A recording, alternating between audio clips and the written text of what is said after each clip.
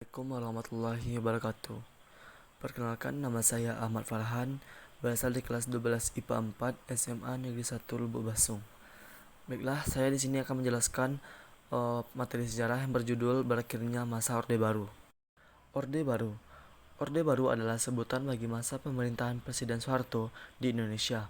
Orde Baru menggantikan Orde Lama yang merujuk kepada era pemerintahan Orde Baru berlangsung dari tahun 1966 hingga 1998. Dalam jangka waktu tersebut, ekonomi Indonesia berkembang pesat, meskipun hal ini terjadi bersamaan dengan praktik korupsi yang merajalela pada masa pemerintahan Presiden Soeharto.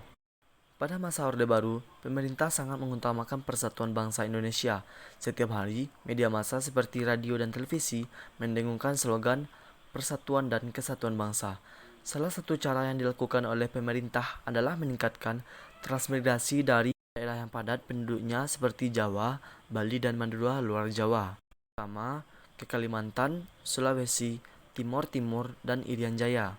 Namun, dampak negatif yang tidak diperhitungkan dari program ini adalah terjadinya marginalisasi terhadap penduduk setempat dan kecemburuan terhadap penduduk pendatang yang banyak mendapatkan bantuan pemerintah. Nah, sebelum melanjutkan video, dapat dilihat pada gambar berikut.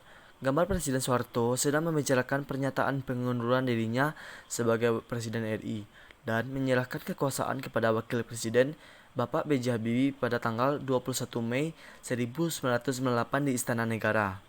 Nah, dapat dilihat pada gambar selanjutnya, masyarakat merayakan berakhirnya rezim Orde Baru setelah mendengarkan keputusan Presiden Soeharto. Selanjutnya itu penyebab berakhirnya masa Orde Baru. Yang pertama ada krisis moneter, yang kedua krisis ekonomi, yang ketiga krisis politik, keempat krisis sosial, kelima krisis hukum, dan keenam krisis kepercayaan. Pada pembahasan yang pertama itu krisis moneter. Krisis moneter adalah kondisi memburuknya keadaan keuangan suatu negara dalam kurun waktu tertentu yang ditandai dengan merosotnya nilai tukar uang nasional terhadap nilai tukar internasional. Berikut krisis moneter yang terjadi di Indonesia. Yang pertama, nilai tukar rupiah terhadap dolar Amerika Serikat turun sampai titik terendah, yaitu Rp16.000 per dolar Amerika Serikat. Yang kedua, lembaga perbankan mengalami keterpurukan sehingga beberapa bank nasional harus dilikuidasi. Yang ketiga, harga barang-barang kebutuhan pokok meningkat sangat tinggi. Yang keempat, dunia investasi mengalami kelesuan. Yang kelima, daya beli masyarakat mengalami penurunan. Selanjutnya itu krisis ekonomi. Krisis moneter membawa dampak yang sangat besar terhadap krisis ekonomi. Krisis ekonomi ditandai oleh beberapa faktor indikator, seperti yang pertama, lemahnya investasi sehingga dunia industri dan usaha mengalami keterpurukan sebagai akibat kekurangan modal. Yang kedua, produktivitas dunia industri mengalami penurunan sehingga PHK menjadi satu-satunya alternatif yang mudah untuk mempertahankan efisiensi perusahaan. Ketiga itu, angka pengangguran sangat tinggi sehingga pendapatan dan daya beli masyarakat menjadi sangat rendah. Selanjutnya itu krisis politik. Kehidupan politik yang represif, yaitu suatu pemerintahan yang ditandai dengan tekanan-tekanan, telah melahirkan konflik, kerusuhan, dan kekacauan sehingga masyarakat merasa cemas dan khawatir karena ketentraman, dan keamanannya terancam. Bahkan, kerusuhan dan kekacauan itu dapat menghentikan aktivitas masyarakat dalam berbagai bidang kehidupan. Keadaan itulah penyebab terjadinya krisis politik. Selanjutnya itu krisis sosial. Demonstrasi-demonstrasi yang telah dipelopori para mahasiswa telah mendorong terjadinya krisis sosial. Kerusuhan, kekacauan, pembakaran, dan penjarahan merupakan fenomena yang terus terjadi di beberapa daerah seperti di Situbondo, Tasikmalaya, Kalimantan Barat, dan Pekalongan. Di samping itu, banyaknya pengangguran dan pemutusan hubungan kerja atau PHK telah menambah krisis sosial.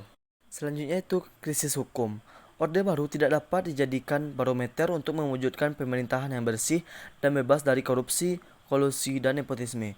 Oleh karena itu, bersamaan dengan krisis moneter, ekonomi, dan politik, telah terjadi krisis di bidang hukum atau peradilan. Keadaan itulah yang menambah ketidakpercayaan masyarakat terhadap pemerintahan Orde Baru pimpinan Presiden Soeharto. Dan yang terakhir yaitu krisis kepercayaan. Dengan terjadinya krisis hukum, politik, dan terutama ekonomi menyebabkan kredibilitas pemerintah menjadi rendah dan masyarakat mulai kehilangan kepercayaannya. Ketidakpercayaan masyarakat itu terjadi karena serangkaian fenomena yang terjadi di kalangan pejabat seperti korupsi, kolusi pejabat, serta ketidakpastian hukum. Puncak berakhirnya masa Orde Baru yaitu setelah diadakannya perundingan di Istana Negara yang menghasilkan bahwa Presiden Soeharto menyatakan mundur setelah berkuasa selama 30 tahun, terhitung sejak dia mendapat mandat surat perintah 11 Maret 1966. Pidato pengunduran diri Soeharto dibacakan di Istana Merdeka sekitar pukul 9 WIB.